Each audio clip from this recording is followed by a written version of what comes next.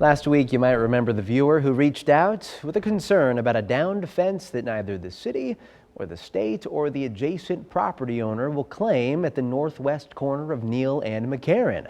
This is how a few of you responded to that story. The fence is facing toward those buildings.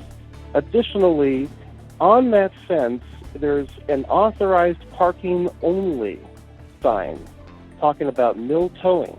So in order to be able to legally place a sign like that, it has to be owned by the property.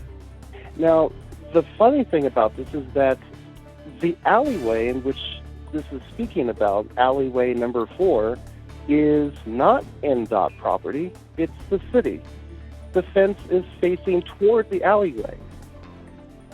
You usually have to go to much larger municipalities to find people who are willing to pass the buck like that. Well, it's not our problem. You know, it'd be nice if somebody stood up at one of those two entities and said, it's not on our head, but we're going to take care of it this time. I think the situation about the fence should be fixed immediately.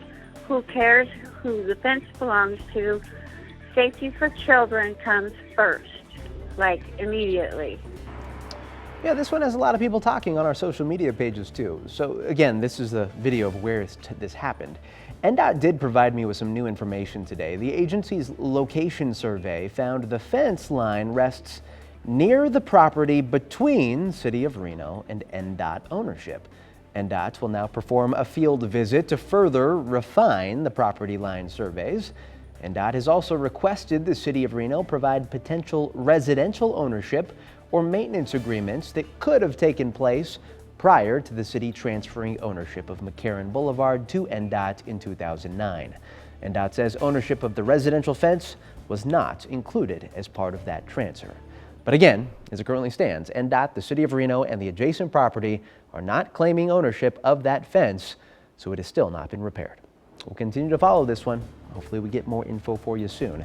To share your 2 cents, call 775-861-4321.